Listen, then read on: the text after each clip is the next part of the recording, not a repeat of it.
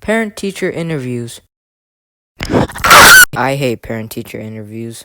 They're so awkward. You just gotta sit there awkwardly as your teacher is talking about you, while you nod and smile every time they say a word. Yeah, your child has been doing really horrible this term. Like, what else can you do in parent-teacher interviews? Yo, Mark, you can... Yeah, that's right, nothing. You just gotta sit there doing nothing but being embarrassed. My biggest relief when we have an interview is when I'm allowed to stay outside and wait for the adults to finish talking. I get to escape all the awkwardness that parent-teacher interviews bring to an introverted kid like me. I love those moments.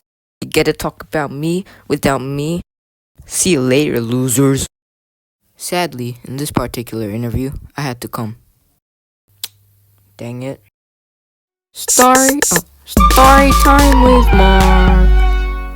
This story takes place quite a while ago last term. It was parent-teacher interview night, and we had plenty of different teachers we had to visit. We needed to move up and down the building since the teachers' locations were always on the opposite floor from each other. Like, one would be at the bottom floor, then the following one would be at the very top. Then the one after that was located the room right next to the first one, so we had to go back down again. What the poo school? All the meetings were pretty good. Still extremely awkward, but pretty good. The most common feedback I got was to participate more in class, because I always sat there like that one piece of rubbish on your desk that you don't want to move because you might be able to use it someday. That's true. You are a piece of rubbish. Not surprised, I must say. Though there was this one meeting where I felt intense dislike for. The awkwardness was so high, I would rather watch my first YouTube video 17 times a day. The interview was with my dance teacher. It starts off pretty well. And what I mean by pretty well, I mean like still insanely awkward. The conversation was mainly about my dancing skills and how I needed to put more confidence and expression to my dancing.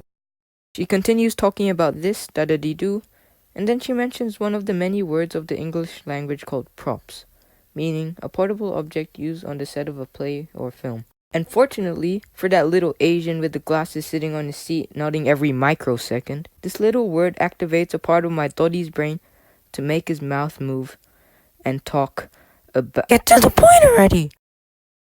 My YouTube channel.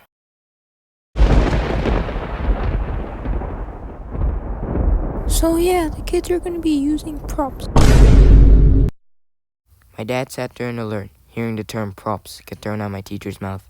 He turned to me with a grin as I sat there as if I was unconscious, while still nodding at the same time.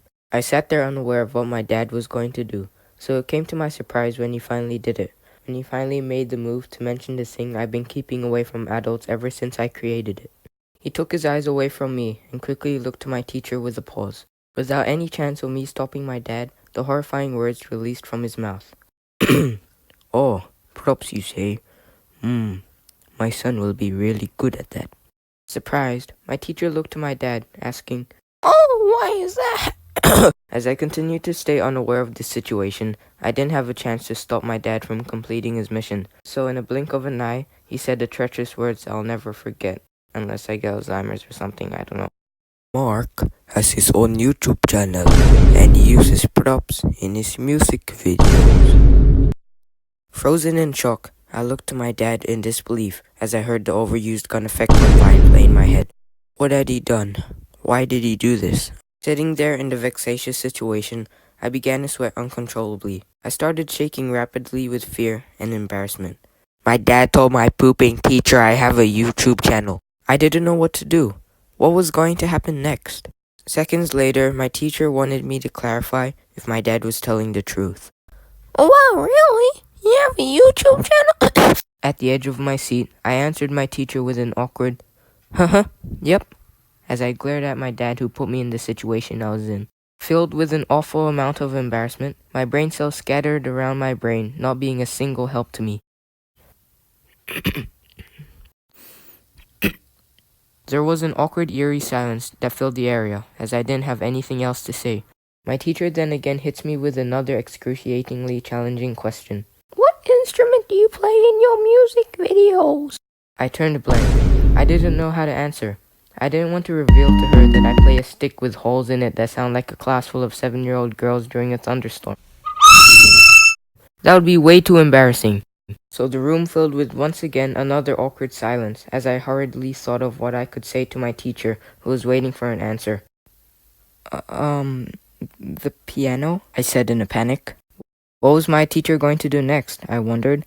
Was she going to continue to put me in the spotlight and put me in embarrassment? Or was she going to change the topic and forget about the fact that I have a YouTube channel? My mind sank. I wasn't strong enough to answer another question.